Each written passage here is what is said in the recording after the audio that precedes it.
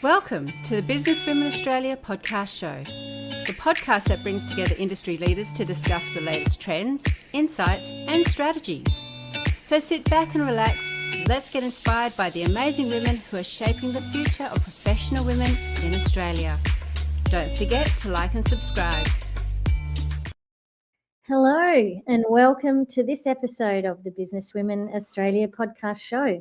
I'm Lyn Hawkins. I'm the National Director and Founder of Business Women Australia, and I'm streaming live across LinkedIn, Facebook, YouTube, and you'll be able to find us on Spotify and on iTunes. So I'm on the beautiful lands of the Noongar people of the west coast of Australia, and I'd like to pay respects to the traditional owners on the land on which I'm sitting. I really do hope that Australians take the time out to learn more about our wonderful ancient culture, the wisdom and the history of our home and the people who've looked after this country for hundreds of thousands of years. I pay my respect to elders past, present and those emerging. Today, I'm delighted to have the fabulous Elisia Coetzee, who is the perfect person to delve into our podcast topic today with me. We're going to be discussing scaling and building a thriving workplace through strategic HR, that's strategic human resources. So many founders and business owners who are leading a growing business don't have a dedicated HR manager. And I've seen this myself in our own community and across my clients over the years.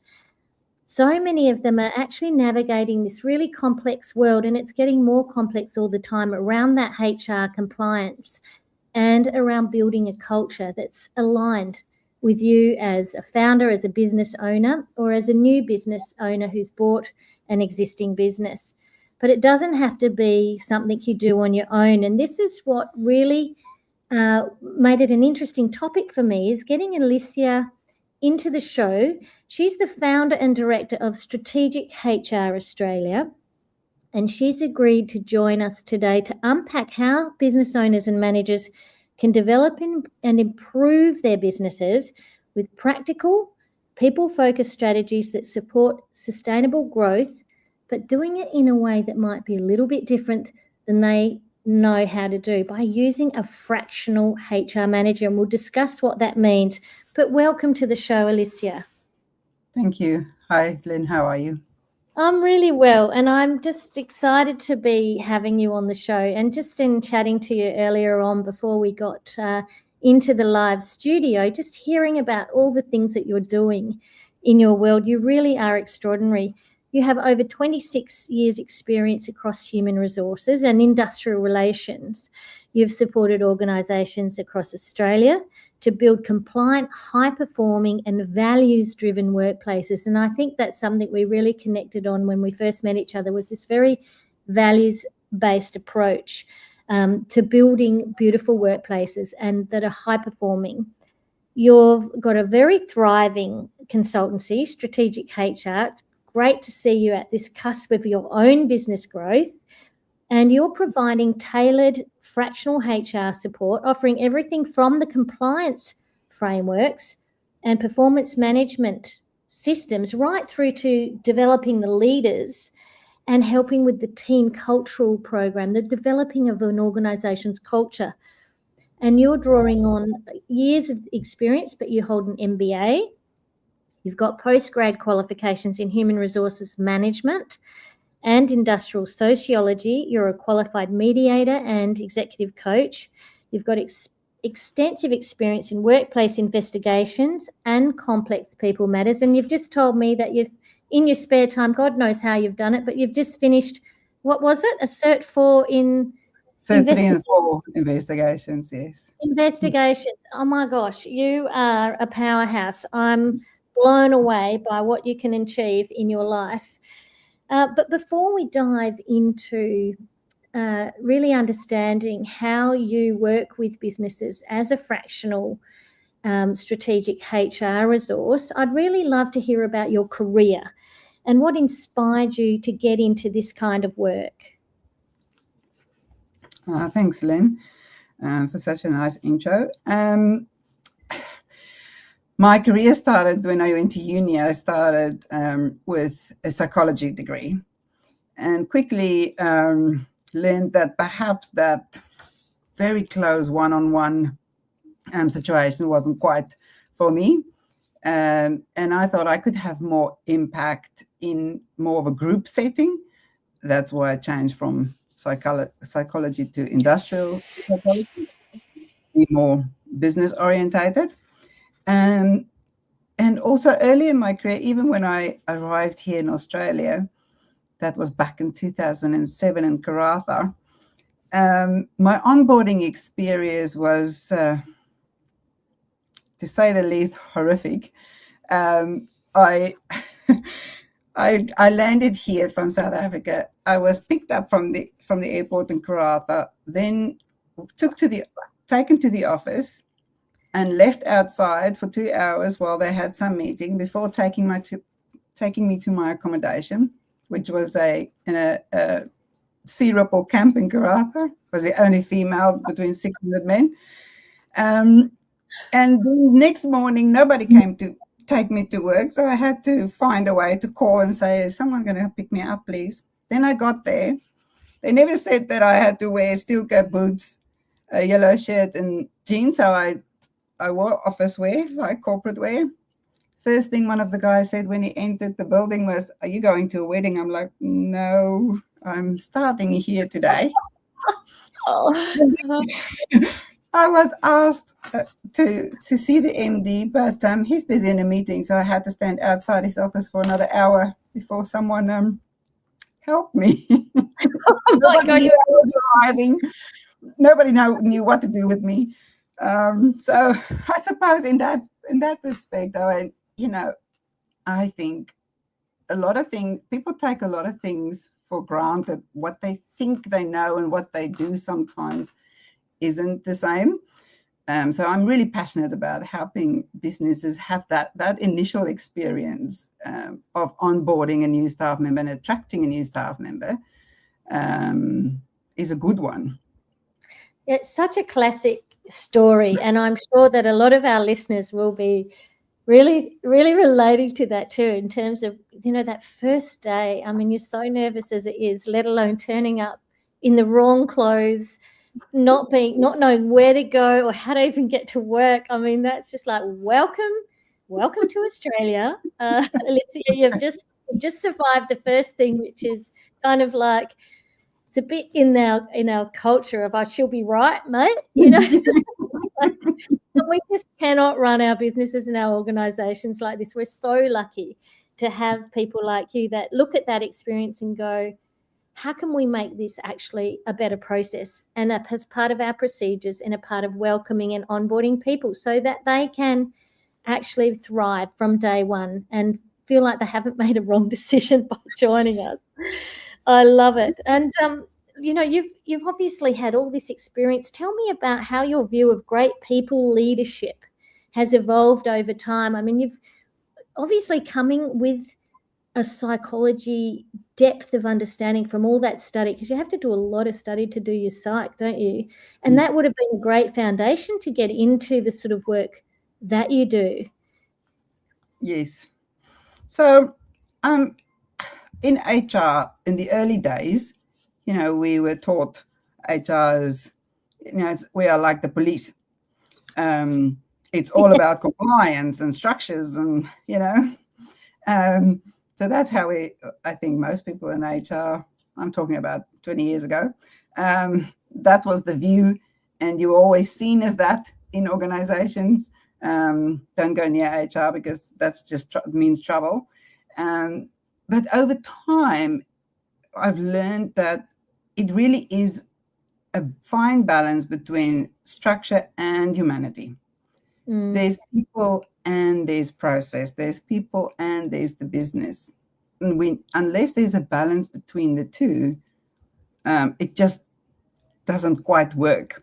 So leadership for me has changed from being, just compliance and these are the rules, and if you don't follow them, we're going to have this big stick approach. And it's changed to being more self-aware. Leaders need to be self-aware and lead from the front.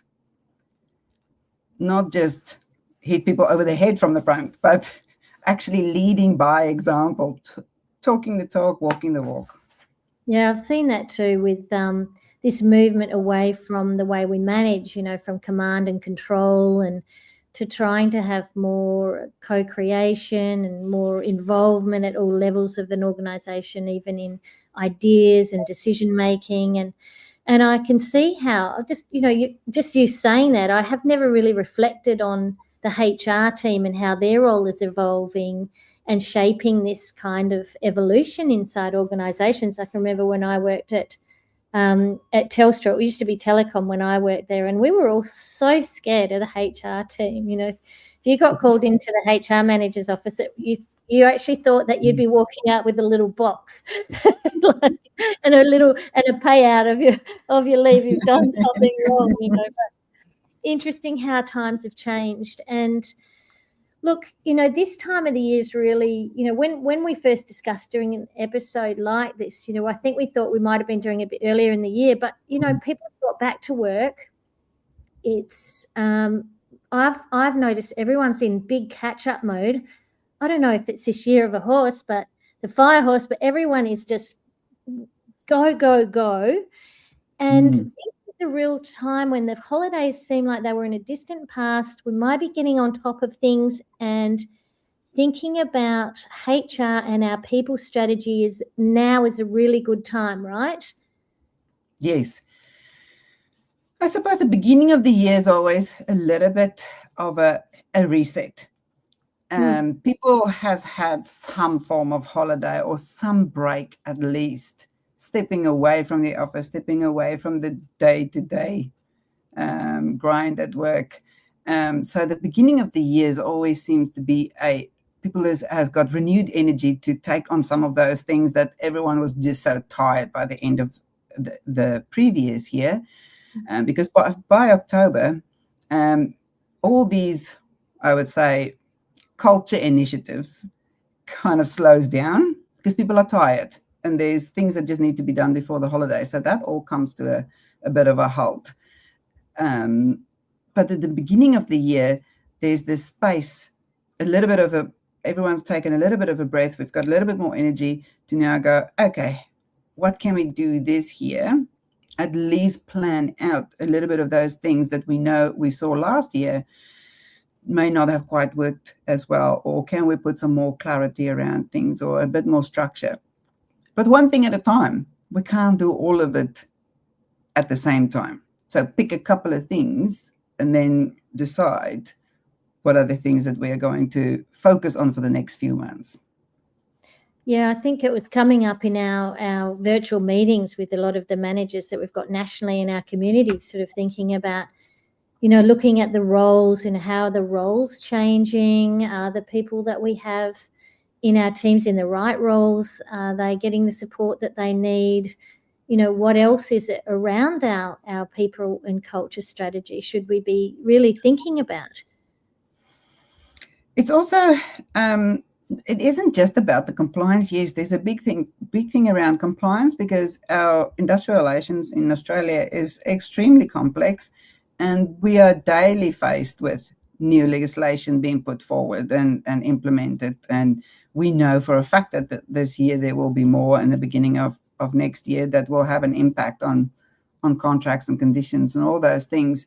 That's important too. However, I think the biggest thing is to also support our leaders in how to lead their teams. We are quick to promote people into managerial positions, but then don't support them with the relevant training on how to manage their teams, how to have those difficult conversations. And if there's no clear structure around, a role clarity, or even something simple as a code of conduct, which says this is the behaviors that are acceptable here, it's really difficult for them to manage. Because if there's nothing in place that says this is how we're doing it, then how do you have that conversation that what you've done or the employee has done isn't the right thing? Yeah, look, something you've just said then has just really struck a chord with me, is that we promote people that are generally very good at their jobs.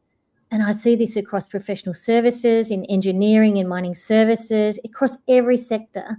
You find you get this star person that's performing well from a technical perspective, and then we make them a manager, and quite often what they do is that they kind of keep an eye on everyone, kind of supervising, but still loving being on the tools, because that's what they have done really well at. And no one really, and it's often in an environment where no one's really managing anyway. Like even the people they report to are kind of got their hands in the tools because that was what they were good at, and they just got better and better at it and stayed longer and, you know, had a few good strategic ideas. But this concept around managing people, around the communications piece, around the behavior, like you said, around codes of conduct, how we show up and how we support each other and how often we meet and problem solve together. All these sorts of things are the things that end up blowing up. I think before we got on the call, you're talking about, I just wish people would put more time into setting up these things instead of being reactive and then having to deal with a whole lot of issues that rise because of things that they could have avoided if they'd put in place more proactive opportunities for doing things. You know, it's a real issue, isn't it? It is. And if I could get $1 for every time I have to ask someone, have you had the conversation with the person yet? I would be a multimillionaire by now. It is. I don't know if it's an Australian culture thing or how it works, but having those maybe slightly uncomfortable conversations, but it doesn't have to be. This is the thing. If you have some really clear boundaries and clarity around what is accepted and what isn't accepted in this workplace, then it doesn't have to be emotional. It just needs to be communicated well. This is what we expect of you. You haven't quite met it. How can we help you meet it? You know, clear communication and having that conversation early. Because sometimes people think they're doing fantastically well. But if they don't get the feedback that perhaps they're not quite on the road and you leave it for months and months, it actually escalates in other areas because that affects the other team members. It affects client services. So many things that it trickles through to. If that initial piece of having the actual conversation with someone doesn't happen. Yeah, I think it is a bit cultural. I know I was brought up with this view. If you haven't got anything nice to say, don't say it at all. And I wonder if this sort of she'll be right kind of attitude as well, you know, don't rock the boat, all these kinds of like little sayings that Australians are brought up with in the country. You know, it's like, oh, you know, let it ride, it'll be right, you know, all this sort of stuff. And tis an avoidance of having those conversations that might be a little bit awkward, and putting it off is something that is very common. I think even in relationships, you know, I've had some, you know, some divorce and separation lawyers on the show. You know, they've talked about how so many relationships could have been saved if people had communicated earlier around the things that they had in terms of expectations and needs. It's the same in the workplace. I mean, at the end of the day, it's all about relationships. It is all about relationships. And, you know, we know that the buzzword now is psychosocial hazards, creating psychosocial hazards. But these things actually does create people mental stress. If they know they're in a situation, but nobody really talks about it, or it isn't being addressed, or everyone can see there's someone that's not doing the right thing, but management isn't dealing with it, it causes stress through everyone. Yep. And it creates a culture of hiding, of not communicating, of not being honest, not being authentic.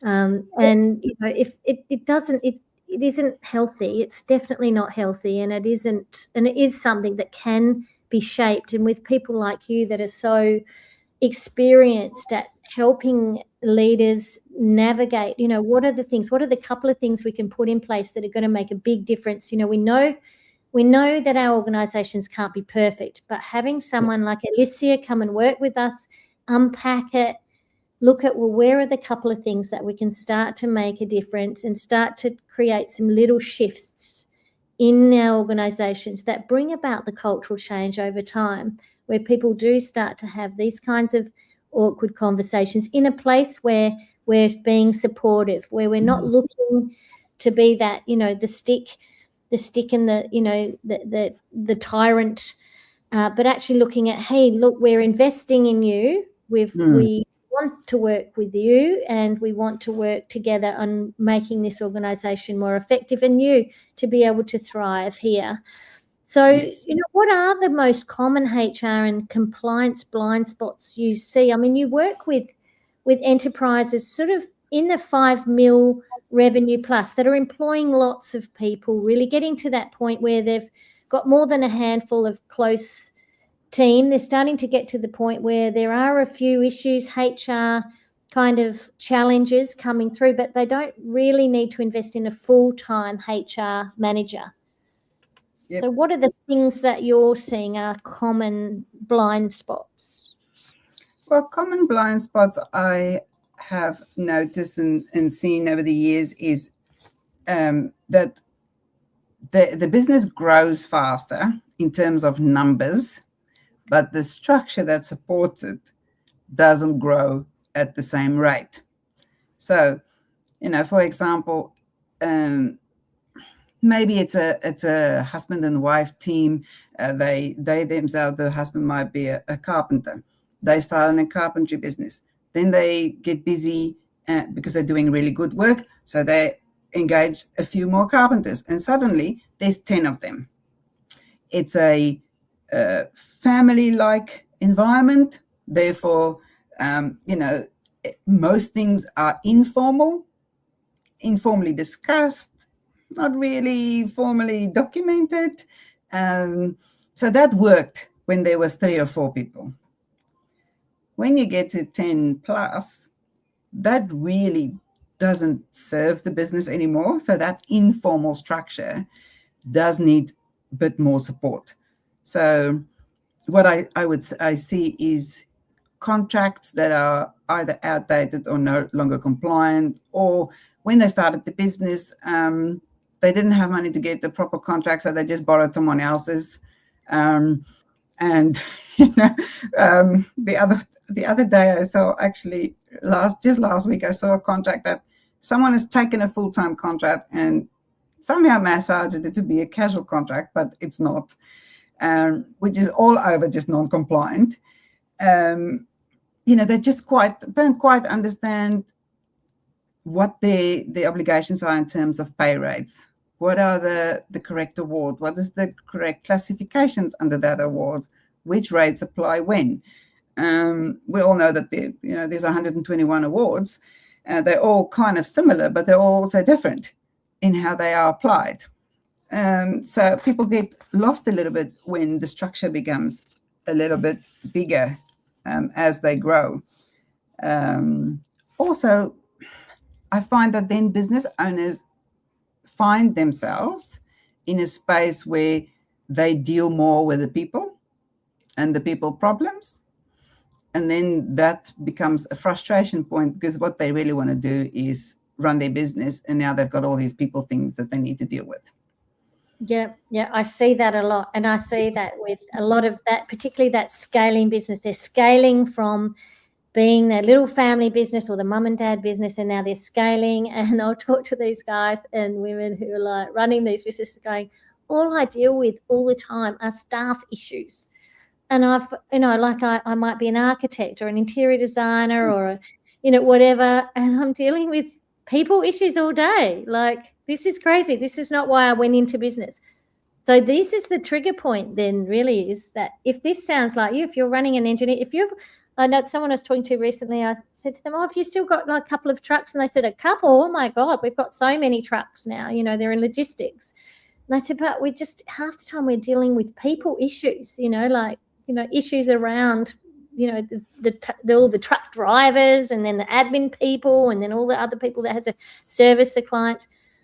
And I was like, wow, these are classic scenarios where someone like you can come in, take a lot of those kind of pressures off their hands, but importantly, making sure that they are compliant, but also freeing them up to be able to do the things that they really love to do, which is often around, understanding their clients' needs and delivering the solutions, and then thinking about how to build out the business and, how to position the business strategically in the long term.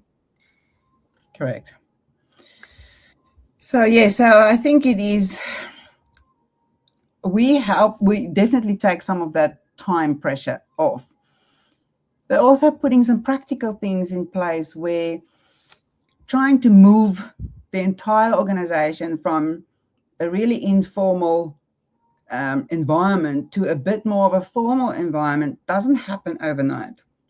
And it really needs very clear communication. This is what we're doing. This is why we are doing it. These are the things we're going to put in place. And that needs to be communicated, especially in the early days when you want to make such a change. That change management piece is really important because people need to hear it often. So it may need to be discussed in a weekly toolbox meeting or a weekly team meeting. It doesn't have to be onerous. It just have to be, this is what we're focusing on this week. These are the values that we are going to put in place now, and discuss one a week and just make people aware what it is. What does it look like? So we can move.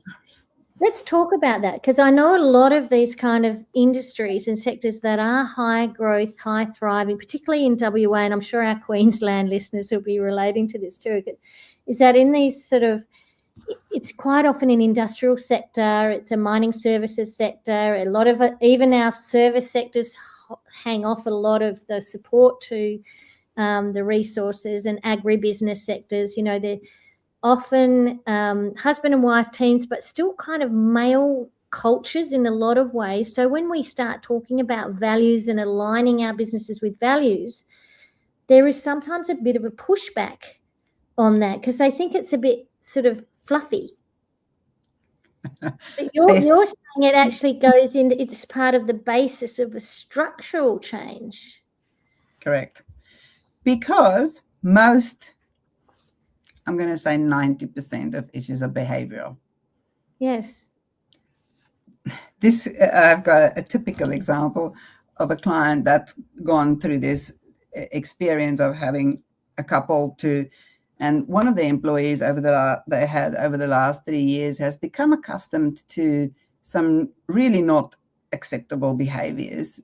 But because the owners were, treating them more as kind of family members rather than employees, the boundaries was really blurred. And also they didn't take early action in terms of, this is not acceptable behavior, this is not acceptable language. But they've reached a point where they went, well, this is now affecting everyone else, but also they've become really worn down, and they just didn't know how to move forward from that environment into a bit more of a structured environment. So we help them.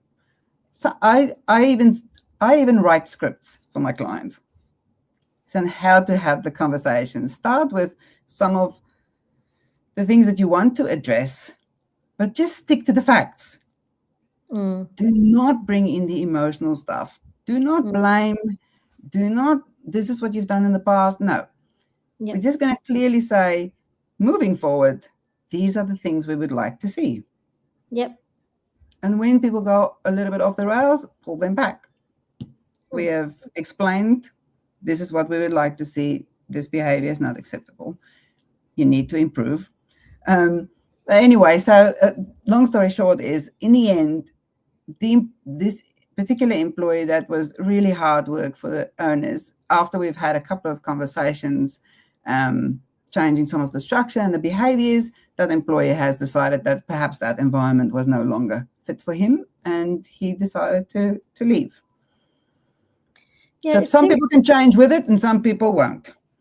So it's what I love is that you're saying, let's draw the line in the sand and look at the future. This is how we're going to be going forward. So and this is going to help us in terms of the organisation that we want to be, that's aligned with how we want to be and evolving, because we're evolving. It kind of reminds me of a bit like Simon and I went through some marriage counselling a few years ago, and one of the things they said was, don't talk about the things in the past. Draw a line in the sand, talk about how you want to be, what sort of values are important to you, and work on your behaviours and how you are going forward. And I'm like, this is all like coming up for me now, because I'm thinking, wow, this is like really, this is a real gift for organisations and for their teams, because we might have been like that in the past, but we don't need to be like that anymore. You know, that was us kind of young and learning, and it was chaos, and we had little kids and whatever, it was just madness, and we were just like job sharing, and we stopped being nice to each other, and let's just like actually put in place let's get back to what we are all really about, who we are, and the best of ourselves, so all of us can thrive as an organisation going forward, or a family in our case. So I'm just smiling about it, because I thought it's so similar, you know, all these, because it is a human issue. It's how humans are with each other, and how when people come from other cultures and other environments, we need to have these in place in order to have a safe place for everyone to thrive in an organisation, that it's not just a cliquey little family business anymore. We can't just say the things that could be seen as hurtful, or behaving in a way that's not inclusive, and that's the way it is. Yes. Not because it's the law, but actually it is the law, but also because we actually want to have an organisation that's going to make the most of all the opportunities and the people that are a part of our world. Yeah, and that's saying about, you know, you can draw more with honey than you know, with a big stick and carrot approach. What I've seen work really well is even in trades business, even where, you know, we don't want to talk about their feelings, blah, blah. It doesn't have to be like that. Even if it was just a few values, or even just say, this is the kind of behaviors. If you don't want to name it, just say, these are the kind of things, this is the kind of behaviors we would like to see from everyone. And then during their weekly meetings, when they talk about it, get someone to acknowledge someone else for behaving in the way that you wanted them to behave. Yep. People like to be acknowledged. They like to be acknowledged publicly. And if you do it consistently, people want to be more involved with that, because that's a nice feeling. How nice is it you get there in the morning and someone says, oh, hi, Lyn. Yes, you did a great job yesterday with that client, because you were so focused and you lived our values of just following through and helping that client. Yep. Right? Yep. Then next week someone else feels, I can say that because maybe someone will say something about me, and then that's how it will just escalate and grow as you go. Yeah, gorgeous. And it's not that hard, and it's actually like builds a sense of team, and everyone I know who owns a business wants to have their teams to be cohesive and supportive of each other and enjoying coming to work. It's a part of coming to work and enjoying being there. So tell us how a fractional HR professional like you can work with a business, and when is the best time to consider bringing in a fractional resource like you? We touched on that a little bit earlier. Was about when those managers, business owners, spend some of their time or feel like all they do is people issues. Then they've reached a point where they might need someone to help them put some structures and some things in place to at least help them not having some of those basic conversations all of the time. So setting really clear boundaries and setting role clarity and all those kind of things, put them in place, because then it's easier to have the conversation. It's quicker to have the conversation. And perhaps then it's someone like us that come in and say, okay, we're happy to have some of these coaching conversations so we can get people through it, so that the owner can get back some of their brain capacity to just grow the business and do the things that they are meant to be doing, rather than sitting in the people issue space all day. And I'd even be saying, if you've got a gut feel that the people issues are starting to grow, don't wait until it's consuming you as an owner or as a business manager. You'll have a really good feeling that actually this is probably the right time. Don't wait for it to be, drowning you in it. And when you're balancing culture and compliance, I mean, you often talk about it's not all about compliance, it's about this balance. Tell us a little bit more around what that looks like in practice. Well, culture and compliance aren't opposites. They are actually complementary. Because you do need both. If you've got too much compliance, it's control. If you've got too much culture, there's no structure. So so you do need a bit of both, and it just needs to be practical. I think what I see sometimes is overly complicated. So maybe a business of 10, 15, 20 staff, again, might not have spent the time to actually create policies and procedures and job descriptions and things that are fit for their business. They might have gotten some national companies' policies and procedures and just kind of stuck their logo on it, which isn't fit for purpose, or it's really complex to the point that they actually don't even use it. Then it no longer actually assists, it hinders them to grow. So some of the practical things is just to ensure that whatever they've got, they can actually implement.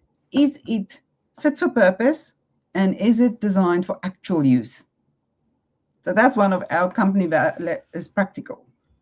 Is it designed for actual use? If not, we need to find a way to make it so.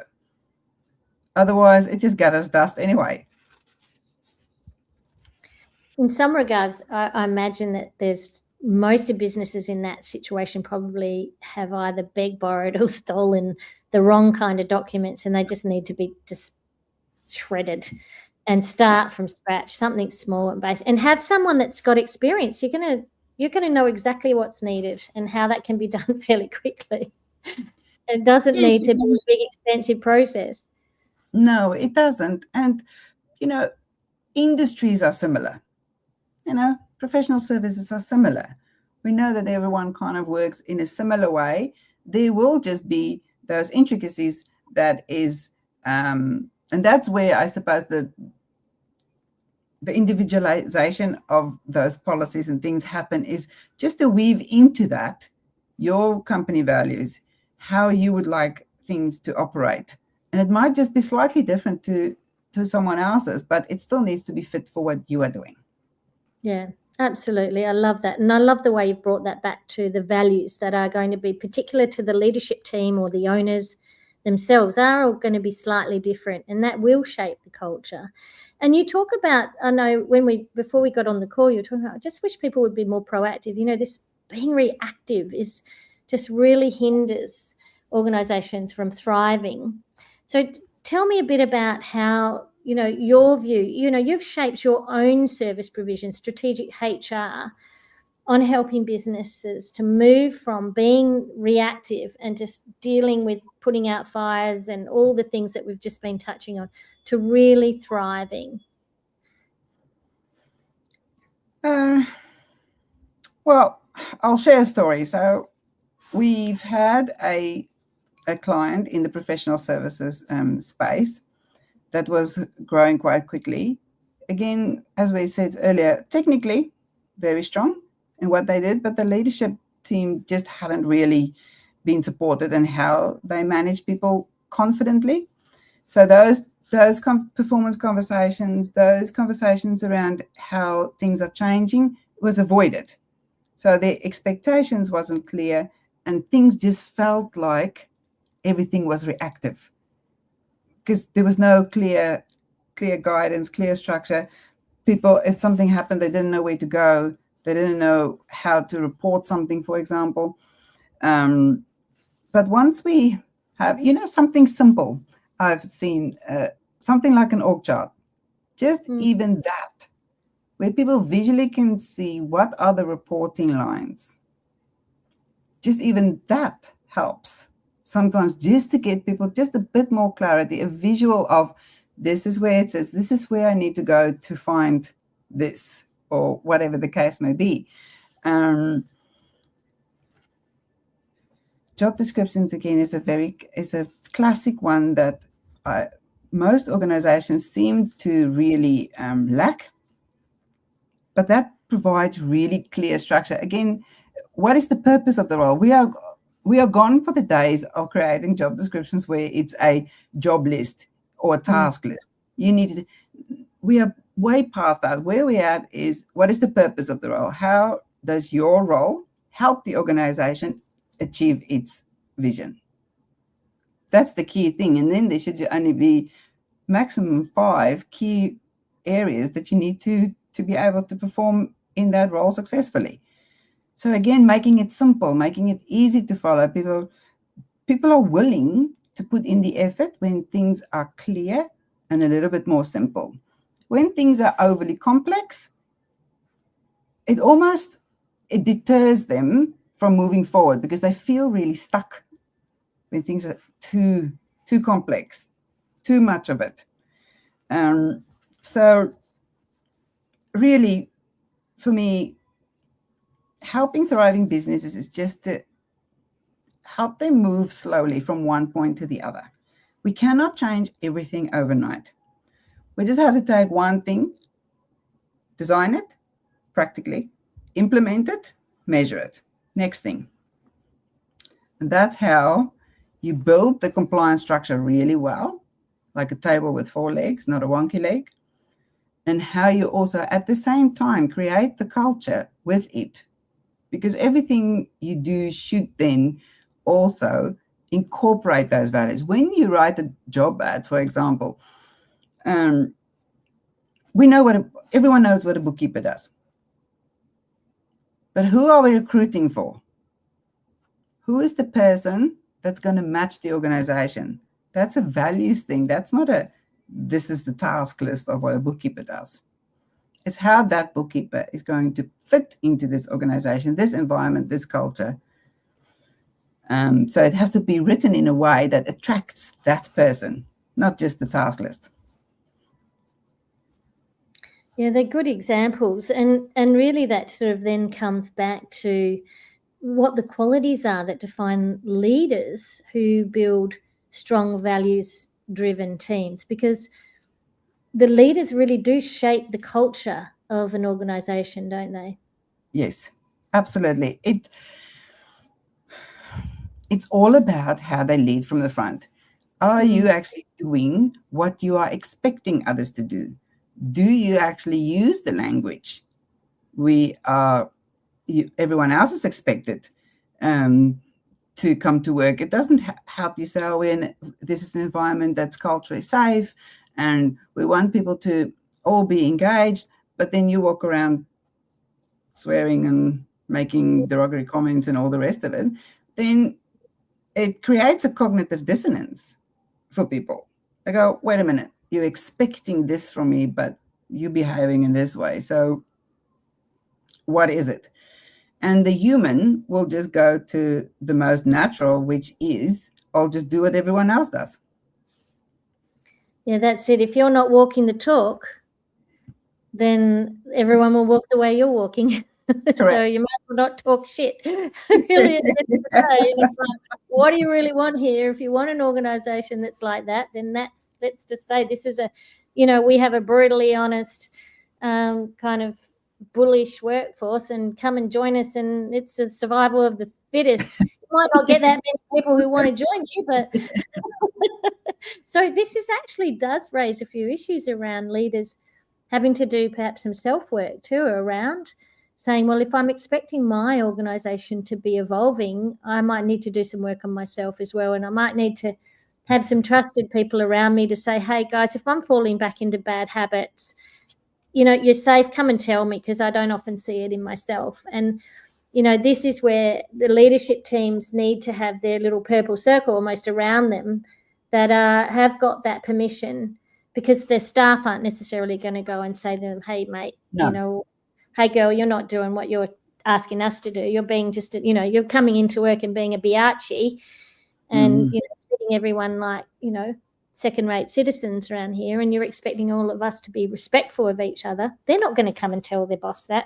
No. So there's a whole lot of things, and this is really highlighting where this fractional HR resource would be great, because rather than giving a project to a HR person like, okay, go and fix our job descriptions, go and fix our employment contracts, and that's a project, and then when that's done and dusted, we'll think of another project, that kind of isn't going to have this person inside that's there supporting and coaching the leaders, as well as helping identify the gaps and closing them. See, I'm really, because I'm starting to get what this fractional HR manager is, because I think a lot of businesses that at this point will often see a HR project and a compliance piece and then hand that off to someone externally, get that done, and then plug it back in, but it's not changing anything.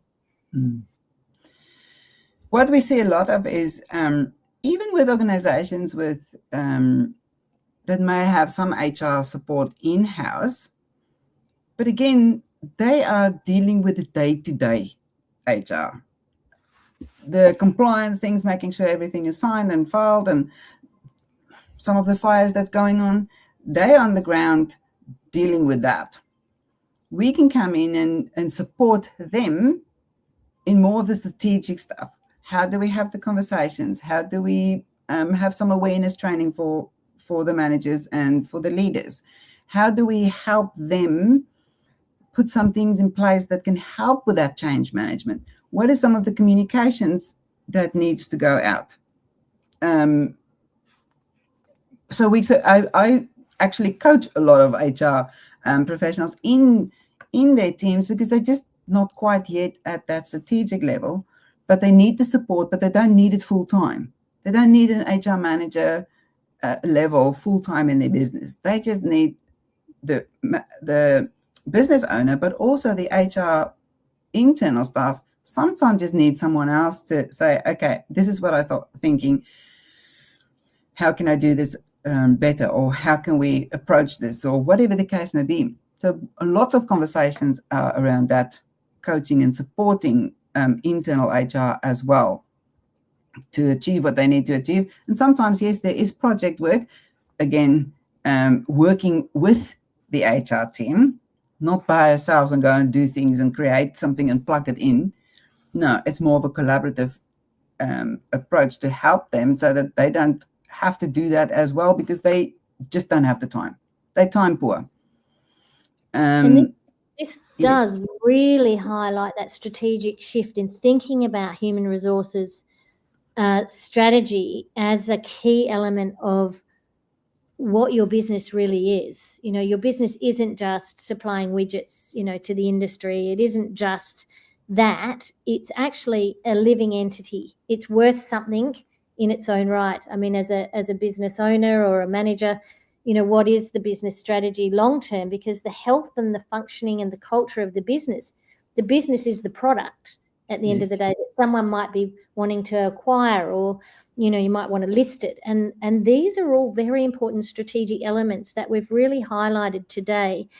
And I think you really have shown us how HR can become a very strong strategic advantage in building an organization's of behavior and culture, of being aligned with the values of what's going to enable it to thrive, in addition to being able to tick the boxes around compliance so that it's risk-free. And it's starting with those small steps forward actually is a strategic approach. Correct. As I said, we cannot change things overnight. An organization is like a big ship. It takes time for it to turn course and then go on that course. So really important. That's what we help those organizations with, is to understand what the priorities are, where the gaps are, and then what are some practical things. What are the things that can immediately change? Because there's always something you can immediately do that you can improve. And then what are the medium-term things, and then what is the long-term things? And then just work on a plan. listening. So we've obviously got a lot of managers and leaders in our community and those in the wider business community that listen to our show. What sort of one action that leaders can take now to set themselves up for the future? What would be something that you would love for everyone to actually consider? Oh, there's actually two things. One thing is really to think about those behaviors, whether you call them values, whether you call them behaviors. Pick a couple and make them the key of what you communicate and what you expect of all staff, including yourself. And then the second thing is there is no such thing as over communicating.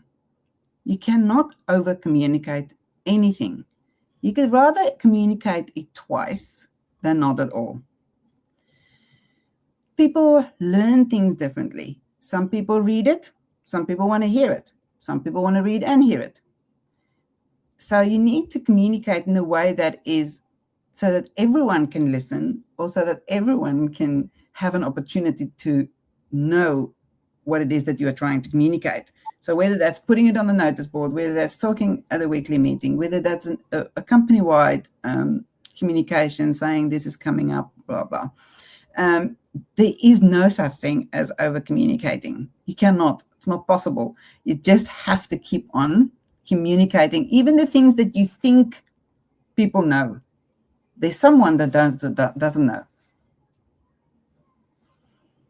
I mean, that would be a revolutionary idea to so many business owners. So that's a big thing for everyone to take on. And that's so key, is communicating, thinking about those one or two things around your own behaviors, your own values, and what that priority is going to be for you as a leader, that's going to help shape the way that you are, and that's going to then disseminate through the organization and shaping the culture.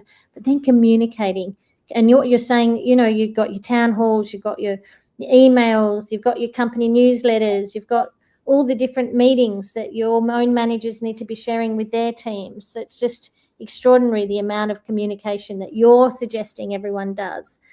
We've got some LinkedIn users saying, we love that. No such thing as over communicating. Clarity is key. Absolutely. Thank you guys for listening. We're glad to know there is at least a listener out there besides Elisia's family. Where are your family listening from? You said they're going to be... They'll probably look at the recording because they're in South Africa, so it's 5 a.m. in the morning, so they're probably not online yet. I love that. Oh, we were just chatting about how I'm always amazed when I go to events and people say, I love the podcast show. And I say, oh, it's great to know that there's a listener out there. But you have a wonderful offer to our listeners. I mean, I've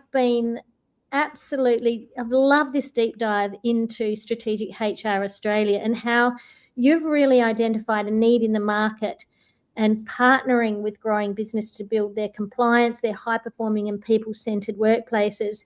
Such a great service, being able to offer such a senior fractional HR support with you and your team, working with businesses that don't need that extra overtime of a full-time strategic HR person. I really relate to that because I do have a history of my own, historically as a strategic marketing advisor. So it kind of made sense to me. I love this idea of having that fractional support. And our listeners have definitely heard from our chat today what a practical and extraordinary person you are. You've got a great approach. But you have an offer. Can you tell us about your special offer for our podcast listeners? Yes. So based on all the compliance that we've had, changes in the last 2 years, enormous amount of compliance, we understand that business owners are really busy and they just don't know when these nuances changes. So what we've created on our website is like a free compliance audit that probably takes about less than 10 minutes. There's 5 key areas, and it just it gives you a little report once you've done it, like green, like a traffic light system, green, amber, red, that just says you're on the right track, or maybe you need to have a look at it, or here is something that might need a little bit further. And it sends a PDF little report and some little bit advice as well as to how you might be looking at it or completing it, because we find that sometimes people just want to know whether at least they are complying with a baseline compliance. And they'll find that on your website, Strategic website. HR.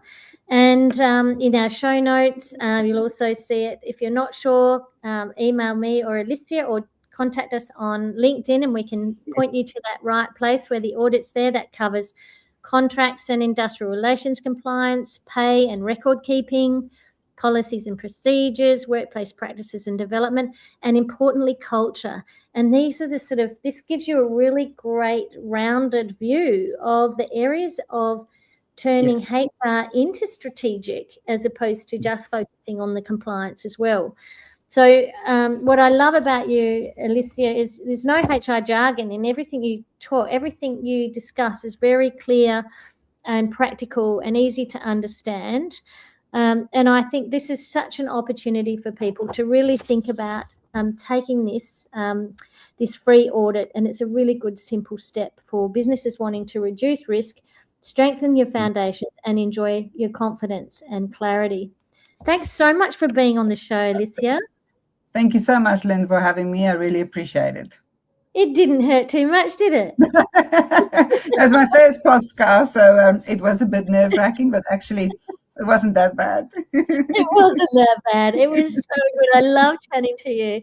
I've learned a lot today, and I'm sure our listeners have. So thank you, everyone, for listening. If you are wanting to listen to us on Catch Up, you can find us on your favourite channel, or on YouTube, or on the Business Women Australia website. And if you've been thinking about joining, this year is a great year to join Business Women Australia. We have so much both online and in person around every state. We're multi-sector, multi-industry, so you get to see and hear what women are learning and doing and evolving in our organisations and communities all around Australia. It really is quite an extraordinary community of women who are practising conscious leadership. So I invite you all to think about joining us, and jump onto the website www.businesswomenaustralia.com.au, or reach out to me if you've got any questions, or reach out to Elisia. She's a member of our community, and ask her what it's like. We would love to be connected and have more women join the movement. Thanks for coming on the show, Elisia. We're going to get you back. I've got a list of ideas here of things I want to learn more about, having chatted to you. Thank you very much, Lyn. Appreciate it. Thanks for everyone that's listening. Yeah, thank you, and have a great rest of the week. You too. Bye-bye. Bye. You have been listening to the Business Women Australia podcast show. We hope you've enjoyed today's episode and gained some valuable insights to empower you on your journey. Don't forget to comment, like, and subscribe to stay updated in our latest episodes. And if you're not already a member of Business Women Australia, what are you waiting for? Head to our website today and join, so that you can connect with a thriving community of inspiring women across Australia. Thank you for tuning in, and we'll catch you in the next episode.